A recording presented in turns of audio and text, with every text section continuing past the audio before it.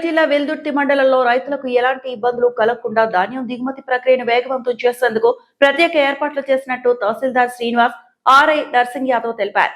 గురువారం మండల పరిధిలోని పలు రైస్ మిల్లులను ఆయన పరిశీలించారు. రైస్ మిల్లుల వద్ద 3 రోజులుగా ధాన్యంతో నిలిచిపోయిన ట్రాక్టర్లు, లారీల పరిస్థితిని పరిశీలించిన తహసీల్దార్ వెంటనే హమాలీలను ఏర్పాటు చేసి ధాన్యం దిగుమతి చేపట్టాలని మిల్లు యజమానులకు సూచించారు. సీరియల్ పద్ధతిలో లారీలు, ట్రాక్టర్లో ఉన్న ధాన్యాన్ని దిగుమతి చేస్తామని రైతులు ఆందోళన చెందాల్సిన అవసరం లేదని ఆయన భరోసా ఇచ్చారు.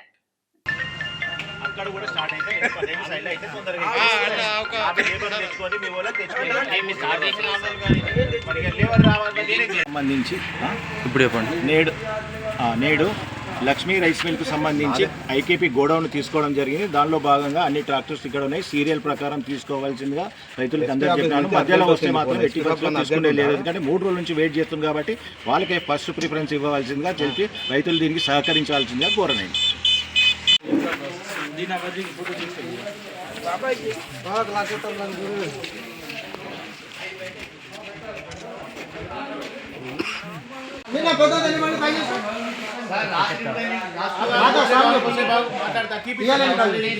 బాబు అది 4 కట్ చేసి ఉంటుంది